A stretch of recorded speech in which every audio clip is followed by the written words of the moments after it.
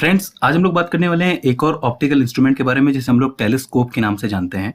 Telescope क्या होता है? देखिए, टेलीस्कोप एक ऐसा ऑब्जेक्ट होता है कि जो कि हमसे बहुत दूर पड़ी हुई चीजों, बहुत दूर पड़े हुए ऑब्जेक्ट्स की इमेज हमको बना करके दे, मैग्नीफाई करके दे, जिससे कि हम लोग उस चीज की स्टडी कर पाए।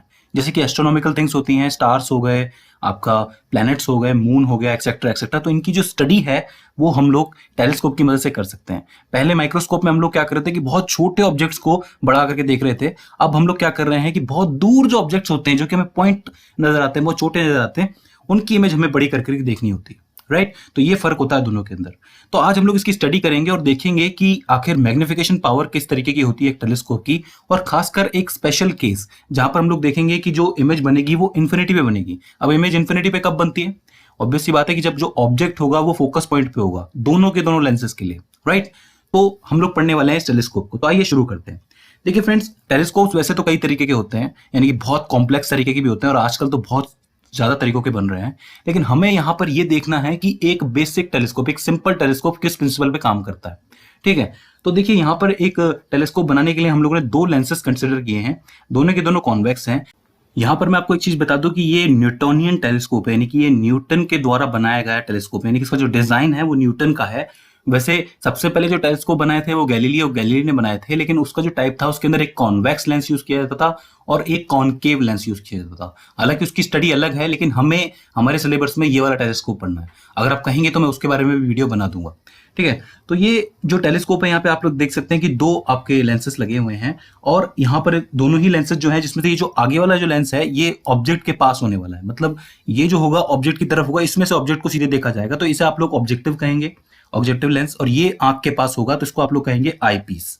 उल्टा हो गया, पहले में क्या हो रहा था, जो बड़ा वाला था वो आई पीस था और छोटा वाला जो था वो ऑब्जेक्टिव था माइक्रोस्कोप के केस में। यहां पर उल्टा हो गया है। ठीक है? तो यानी कि इसमें डायरेक्टली इस लेंस के ऊपर जो है ऑब्जेक्ट की जो लाइट रे है वो पड़ेगी, और हम लोग इसको यहां से ऑब्जर्व करेंगे। ठीक है साहब? अब देखिए लाइट रेज कैसे पड़ेंगे। अब देखिए यहाँ पे दो तरीके की चीजें हैं। एक, आप देख रहे हैं कि आप अपने अर्थ सरफेस पे ही हैं और कहीं दूर किसी पहाड़ को देख रहे हैं, तो ये तो टेरेस्ट्रिशियल हो गया, यानी कि बिल्कुल सीधा उसी सरफेस के ऊपर आप कोई चीज ऑब्जर्व कर रहे हैं। और दूसरी जो चीज हो जाती है वो एस्ट्रोनॉमिकल हो जाती है, यानी कि जैसे चांद हो गया, तारे हो गए। तो अब देखिए दोनों में फर्क क्या है। दोनों में फर्क ये हो गया कि जैसे मान लीजिए कोई टेरेस्ट्रिशियल, यानी कि आपके अर्थ सरफेस पे कोई चीज पड़ी हुई है और वहां से जो लाइट रे निकलेगी, अब चूंकि आपसे जो ऑब्जेक्ट है वो बहुत दूरी पे होगा, दूरी पे होना जरूरी भी है वरना कोई फायदा ही नहीं हुआ, बहुत दूरी पे होगा, तो वहां से जो भी लाइट रे निकलेगी वो प्रिंसिपल एक्सिस के पैरेलल ही आएगी। भाई सोच के देखिए, मैंने कहा है कि बहुत दूर है। दूर से मेरा मतलब 1-2 किलोमीटर, 4 किलोमीटर, 5 किलोमीटर, 10 किलोमीटर, 15-20, मतलब इस तरह से बहुत दूर है। राइट? तो वहां से जो भी लाइट रे निकलेगी वो पैरेलल आएगी प्रिंसिपल एक्सिस के, और गुजरेगी कहां से? फोकस पॉइंट से गुजरेगी, ऑब्वियस सी बात है। लेकिन जो चीजें एस्ट्रोनॉमिकल है, यानी कि ऊपर की तरफ से आ रही है, वो एक एंगल बना के आएंगी।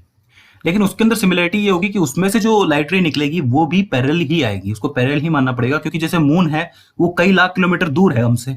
राइट? तो अब वो इतना दूर है तो उससे जो लाइट रे निकलेगी वो आएगी तो पैरेलल ही ना। लेकिन वो जो पैरेलल आएगी, लेकिन वो उसके पैरेलल नहीं होगी, प्रिंसिपल एक्सिस की नहीं होगी, वो एक एंगल बना के आएगी। राइट? अब जब एंगल बना करके आएगी लेकिन होगी वो पैरेलल, तो वो क्या है, एक प्लेन पे जाकर के मिलेगी। देखिए मैं आपको समझाने की कोशिश करता हूं कि जैसे कोई लाइट रे आई ऊपर से, मान लीजिए कि अल्फा एंगल बना करके आई है कुछ इस तरीके से, तो ये सारी की सारी जाकर के मिलेंगी एक पॉइंट के ऊपर, जो कि यहां पर होगा कहीं पे। लेकिन ये जो पॉइंट होगा वो आपका एक प्लेन के ऊपर होगा, जिसको आप लोग फोकल प्लेन कहेंगे। अब इस प्लेन को आप फोकल प्लेन क्यों कहेंगे? क्योंकि देखिए, अगर यहाँ पर अगर आप एक लाइन खींचें या फिर एक स्क्रीन बनाएं, तो आपको पता चलेगा कि ये जो स्क्रीन है ये आपकी सीधे फोकस पॉइंट से ही गुजर रही है ना? तो कहने का मेरा मतलब ये हो गया, कुछ इस तरीके से आप देख सकते हैं कि एक प्लेन बन रहा है, उसी के ऊपर आकर के लाइट रे पड़ रही है, और वो उसी एंगल के साथ पड़ेगी जिस एंगल के साथ वो आ रही थी ना। मतलब उसने जिस एंगल के साथ इस लेंस को क्रॉस किया, उसी एंगल के साथ आते हुए ये प्लेन पे गिरेगी और कुछ इस तरीके से इमेज को तैयार करेगी। ठीक है? तो ये फोकल पॉइंट कहलाएगा, मतलब फोकल प्लेन कहलाएगा। तो हम लोग कह सकते हैं कि यहां से जहां ये इमेज बनी है और यहां से ये जो इसका ऑप्टिकल सेंटर है, इसके बीच की जो दूरी है, इसके बीच की जो डिस्टेंस है, आप लोग इसको कहेंगे FO, यानी कि ऑब्जेक्टिव है ना ये। तो ये एक तरीके से फोकल लेंथ हो गई। आप समझ पा रहे हैं मैंने क्या किया? मैंने ये किया कि अगर मैं बात कर रहा हूँ एस्ट्रोनॉमिकल चीजों की, तो वहां से पैरेलल लाइट रे आई और आकर के फोकल पॉइंट पे गिर गई। तो यहाँ पर मैं सबसे पहले क्या करता हूँ कि कुछ चीज़ों को नाम देता हूँ। जैसे कि जो एंगल बन रहा है वो मान लीजिए कि अल्फा बन रहा है। अब इसके अपोजिट यहाँ पर भी एंगल अल्फा ही बनेगा, और इस इमेज को मैं नाम दे देता हूँ A-B। क्यों? ऐसा मानते हैं कि जो ऑब्जेक्ट है वो AB मान के चलते हैं उसको थोड़ी देर के लिए। और यहाँ पे फोकल लेंथ का नाम एफ नॉट दे ही दिया हम लोगों ने। अब आगे जो लेंस बन रहा है, हम लोगों ने कंडीशन क्या बनाई है? कंडीशन ये बनाई है कि जो हमारा जो इमेज है बड़ा बनना चाहिए और इन्फिनिटी पे बनना चाहिए, राइट? तो उसके लिए जरूरी क्या है कि ये जो इमेज बनी है ये इस लेंस के फोकस पॉइंट पे हो। समझ पा रहे हैं मैंने क्या बोला? मैंने ये बोला कि कोई लाइट रे आई और इस फोकल पॉइंट पे गिरे, और यही पॉइंट इस दूसरे वाले लेंस का आई पीस का फोकस पॉइंट होना चाहिए। यानी कि यहां से यहां तक की जो दूरी होनी चाहिए वो फोकल लेंथ एफ ई होनी चाहिए, तभी जाकर के लाइट रे जो होगी वो पैरेलल जाएगी कि नहीं। ऐसा ही तो होता है कि हमारा फोकस पॉइंट पे कोई ऑब्जेक्ट या फिर जो इमेज पड़ी हो, तब जाकर के हम लोग एक पैरेलल लाइन निकाल पाते हैं जो इन्फिनिटी पे जाकर के बनेगी। वही चीज हमें यहाँ करनी है। तो इसका मतलब ये जो इमेज है ए डैश बी डैश, ये क्या होगा? ये बनेगा, ऑब्जेक्ट का काम करेगा इस वाले आई पीस के लिए। तो अब यहाँ पे क्या होगा? वही होगा कि यहाँ से दो लाइट रेज निकलेंगी। पहली वाली जो है वो बेस से जाएगी, मतलब बिल्कुल सीधा पैरेलल जाएगी और जाके फोकस पॉइंट से गुजर जाएगी। दूसरी वाली आपके ऑप्टिकल सेंटर से जाएगी, कुछ आगे बढ़ जाएगी। यहाँ से आप लोग सब कुछ ऑब्जर्व कर ही रहे हैं, तो आपको करना क्या पड़ेगा? इसको पीछे की तरफ बढ़ाना पड़ेगा और कुछ इस तरीके से आगे चल के इन्फिनिटी पे आपकी लाइट रे बन जाएगी। तो आप लोगों ने देखा, क्या देखा आप लोगों ने यहाँ पे? हम लोगों ने देखा कि इन्फिनिटी से कोई ऑब्जेक्ट से लाइट रे आ रही है जो कि पैरेलल आ रही है, फोकस प्लेन पे गिरी, उसके बाद हम लोगों ने इसको दूसरे लेंस का भी फोकस पॉइंट ही है, ऑब्वियसली बात है, तभी जाकर के बनी है आपकी इन्फिनिटी के अंदर। तो इस तरीके से किसी भी एस्ट्रोनॉमिकल चीज का जो इमेज है वो बढ़ा करके देखा जा सकता है। अब देखिए यहाँ पे दो तीन चीजें ध्यान देने लायक है। पहली चीज तो ये है कि जो आपका जो ऑब्जेक्टिव लेंस है, इसका जो फोकल लेंथ है वो बड़ा होना चाहिए जितना हो सके। अब आप कहेंगे कि ऐसा क्यों? देखिए उसका कारण है कि आप लोग देख सकते हैं कि इसका जो अपर्चर है, इसमें मैंने एग्जाम्पल के तौर पर 3 लाइट रे जाती हुई दिखाई है। अब जैसे मान लीजिए कि यहाँ पे 10 पकड़ लीजिए या 15 लाइट रे आ रही हैं, दूर से आ रही है, हमें पता है कि बहुत दूर है, जो हमारा ऑब्जेक्ट है वो बहुत दूर है, उससे जो लाइट रे चल के आएगी उसके बाद ये यहाँ बनेगी, उसके बाद ये दूसरे लेंस से देखी जाएगी, तो इसमें होगा क्या कि उसकी जो इंटेंसिटी है वो कम हो जाएगी। कहने का मतलब उसकी जो ब्राइटनेस है वो कम हो जाएगी लाइट री। तो हम लोगों को जो इमेज दिखेगी वो डार्क दिखेगी, थोड़ी मतलब धुंधली भी दिख सकती है, थोड़ी डार्क भी दिख सकती है। तो उसकी ब्राइटनेस बढ़ाने के लिए जरूरी है कि आप ज्यादा से ज्यादा लाइट रेस को कैच करें। तो उसके लिए क्या होना चाहिए? इस अपर्चर का, इसके अपर्चर का ये जो लेंस है जो बड़ा है उतना बड़ा होना चाहिए। अब लेंस जितना बड़ा होगा फोकल लेंथ भी उतनी ही बड़ी होगी ना। ये तो नॉर्मल सी बात है, सिंपल सी बात है, समझने लायक है। तो यानी कि जितना बड़ा अपर्चर उतनी बड़ी इसकी फोकल लेंथ। अब फोकल लेंथ बड़ी है तो ज्यादा से ज्यादा लाइट रे आई, ज्यादा से ज्यादा लाइट रे की आई इमेज बनी, उतनी ही ज्यादा ब्राइट बनेगी। ठीक है। और वही दूसरी चीज ये है कि यहाँ पर जहां पे ये इमेज बन रही है, यहां से आप अगर गौर से ऑब्जर्व कर पा रहे हो, जो दूसरा हमारा लेंस है ये सिंपल माइक्रोस्कोप का ही तो काम कर रहा है। मतलब ये कि यहाँ पर जो इमेज बनी है उसको ऑब्जेक्ट समझ के इसने क्या है, जो इमेज है वो बड़ी करके दिखा दी। ठीक है। तो यानी कि इसकी जो फोकल लेंथ है वो बहुत छोटी होनी चाहिए। ये छोटी होगी तब जाकर के हम लोग और अच्छी तरीके से इमेज देख पाएंगे, मतलब बड़ी देख पाएंगे। तो इसका मतलब ये जो ऑब्जेक्टिव लेंस है इसका फोकल लेंथ बहुत बड़ा होना चाहिए और इसका ये जो हमारा आई पीस है इसका फोकल लेंथ छोटा होना चाहिए। ठीक है। तो इस तरीके से हम लोग देखते हैं कि आपके जो टेलीस्कोप बनते हैं बहुत लंबे बनते हैं। आप लोग देख पाएंगे कि पहले लेंस और दूसरे लेंस के अंदर बहुत फर्क होता है, कभी कभी 1-1 मीटर 2-2 मीटर के भी देखने को मिलते हैं। तो हम लोगों ने क्या किया है, हम लोगों ने ये किया है कि इस वाले लेंस को यहाँ से, यानी कि ये जो लाइट रे है जो कि हमें इमेज दिखा रही है, एक्चुअल इमेज जो हमें दिखेगी, उससे इसको एंगल बना दिया है बीटा।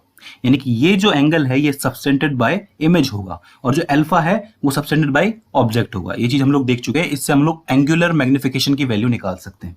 ठीक है। तो अब करना कुछ भी नहीं है, हमें यही करना है कि इसका मैग्निफिकेशन दिखाना है, मैग्निफिकेशन कैलकुलेट करना है। कैसे करेंगे? एंगुलर मैग्निफिकेशन के फॉर्मूले से, जो कि होता है m इज इक्वल्स टू में angle subtended by the image on eyes और angle subtended by the object on eyes. हमें पता है कि जो एंगल है वो होगा m इज इक्वल्स टू में बीटा अपॉन में अल्फा, जिसे कि हम लोग टेंजेंट के रूप में भी लिख सकते हैं tan बीटा अपॉन में tan अल्फा, बिकॉज ये जो एंगल होंगे बहुत छोटे होंगे और ये डायरेक्टली अपने टेंजेंट के बराबर हो सकते हैं। ये बात हम लोग पहले देख चुके हैं। ठीक है। अब tan बीटा और tan अल्फा की जो वैल्यू है ये इन ट्राइंगल से आप निकाल सकते हैं। यहाँ पे ट्राइंगल जो कि tan थीटा इज इक्वल्स में क्या होता है, l अपॉन में a होता है ना, परपेंडिकुलर अपॉन में बेस। तो यहाँ पे tan बीटा की जगह आप लोग लिख सकते हैं a dash b dash upon में b डैश O2। मैंने क्या है इसके जो ऑप्टिकल सेंटर को O2 नाम दिया है और इस पहले वाले के यानी कि ऑब्जेक्टिव वाले के सेंटर को मैंने O1 नाम दिया है। ठीक है। तो इस तरीके से a dash b dash upon में b डैश O2 और यहाँ पे tan अल्फा की वैल्यू क्या होगी, इस ट्राइंगल से आप निकाल सकते हैं easily, a dash b dash upon में b डैश O1। ठीक है। तो यहाँ पे a डैश b डैश से a डैश b डैश जो है वो कैंसिल आउट हो जाएगा और आपका यहाँ पे बचेगा b डैश O1 अपॉन में b डैश O2। अब b डैश O1 की वैल्यू क्या है, यही है, सिंपल सी आपको नजर आ रही है, ये एफ ओ नजर आ रहा होगा आपको। ये फोकल लेंथ है बड़े वाले लेंस की, यानी कि ऑब्जेक्टिव लेंस की। और यहाँ पर ये जो मेरा बी डैश O2 है इसकी वैल्यू क्या है, ये एफ ई होगी, यानी कि छोटे वाले लेंस की आई पीस का जो फोकल लेंथ होगा वो एफ ई होगा। लेकिन ये माइनस के अंदर होगा, साइन कॉन्वेक्शन के हिसाब से लेफ्ट की तरफ है। राइट। तो इस तरीके से m इक्वल्स टू में एफ ओ अपॉन में माइनस का एफ ई। तो इसका मतलब ये हो जाता है आपका मैग्निफिकेशन का फॉर्मूला, जो कि आपको टेलीस्कोप के लिए मिलेगा, सिंपल टेलीस्कोप के लिए मिलेगा, ठीक है। अब इसको आप लोग चाहें तो एक कंपाउंड माइक्रोस्कोप के फॉर्मूला से भी कंपेयर करके देख सकते हैं, जो कि होता है m इक्वल्स टू में माइनस का एल डी अपॉन में एफ नॉट एफ ई। यहाँ पे अगर आप ढंग से देख पा रहे हो तो एफ ई तो दोनों में न्यूमरेटर में है, यानी कि नीचे है, राइट। लेकिन यहाँ पे जो है एफ ओ ऊपर है, यहाँ पे एफ ओ नीचे है। तो इसका सिंपल सा मतलब ये हो गया कि माइक्रोस्कोप के अंदर एफ ओ यानी कि ऑब्जेक्टिव लेंथ की फोकल लेंथ जितनी कम होगी उतना बेटर है, और यहाँ पर टेलीस्कोप के अंदर ऑब्जेक्टिव लेंस की फोकल लेंथ जितनी ज्यादा होगी उतना बेटर है। इसीलिए मैंने कहा था कि जो हमारे टेलीस्कोप होते हैं जितने लंबे बनते हैं उतना अच्छा ऑब्जर्वेशन कर पाते हैं, और ये हमारे माइक्रोस्कोप हैं जितने छोटे बनते हैं उतना ही अच्छा ये स्टडी कर पाते हैं, राइट। उनका पाइप जितना छोटा हो, ठीक है। तो इस तरीके से ये बेसिक डिफरेंस हमें देखने को मिलता है हमारे टेलीस्कोप और माइक्रोस्कोप के अंदर, ठीक है। तो इस तरीके से हम लोगों ने इन्फिनिटी पे एक इमेज बना करके देखी।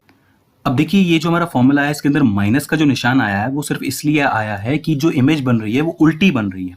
अब देखिए किसी भी एस्ट्रोनॉमिकल थिंग की जो इमेज बनती है वो उल्टी बने या सीधी बने हमें मतलब होता है स्टडी से। जैसे कि अगर आप मून को देख रहे हैं तो उसकी इमेज जो है वो उल्टी बनेगी, लेकिन लोग जो है उसकी स्टडी करते हैं, राइट। तो यहाँ पे माइनस का निशान सिर्फ उल्टा बनने से है, बाकी जो मैग्निफिकेशन है वो सारा डिपेंड करता है इस फॉर्मूले के ऊपर। यहाँ पर सिर्फ उल्टा बनने से मतलब है इस चीज का, ठीक है। अब चूंकि हम भी जो है बार बार घूम रहे हैं, हमारी जो पृथ्वी है जो बार बार घूम रही है, तो इससे फर्क नहीं पड़ रहा है कि कितना उल्टा बन रहा है, ठीक है। लोग ज्यादातर स्टडी करते हैं, फर्क तब पड़ता है जब आप टेरेस्ट्रियल चीजों को देख रहे हैं और वो उल्टी बने। मतलब अगर आप अपने ही सरफेस पे दूर किसी बिल्डिंग या पहाड़ को देख रहे हो और वो उल्टा बने तो आप ढंग से उसको ऑब्जर्व नहीं कर पाओगे। तो उसके लिए जरूरी ये है कि इमेज का सीधा बनना। तो उसके लिए इन दोनों ही लेंसेज के बीच में एक और लेंस डाला जाता है जिससे कि बनता है टेरेस्ट्रियल टेलीस्कोप। ये जो है आपका एस्ट्रोनॉमिकल टेलीस्कोप है, राइट। तो टेरेस्ट्रियल टेलीस्कोप के लिए एक और लेंस की जरूरत पड़ती है इमेज को सीधा बनाने के लिए। हालांकि उसकी जब स्टडी करनी होगी तो हम लोग जरूर करेंगे, लेकिन एस्ट्रोनॉमिकल टेलीस्कोप जो है वो कुछ इस तरीके से काम करता है। तो आई होप आपको इसका प्रिंसिपल और मैग्निफिकेशन समझ में आया होगा। हालांकि मैंने इसको बहुत शॉर्ट में आपको समझाया है, और भी अच्छी तरीके से मैं आपको समझा दूंगा। आगे हम लोग बात करेंगे थोड़े से डिफेक्ट्स के बारे में। इस टेलीस्कोप के अंदर भी डिफेक्ट्स आते हैं उसके बारे में। सो आई होप आपको ये टेलीस्कोप का जो सिंपल प्रिंसिपल समझ में आया होगा, मैग्निफिकेशन कैलकुलेशन समझ में आया होगा। इसके बाद भी आपको कोई क्वेरी आती है, कोई दिक्कत आती है, कोई परेशानी आती है, कोई गलती हो जाती है, तो प्लीज़ आप हमें कमेंट सेक्शन के जरिए पूछिए। सो फ्रेंड्स आज की इस वीडियो में बस इतना ही। सी यू इन द नेक्स्ट।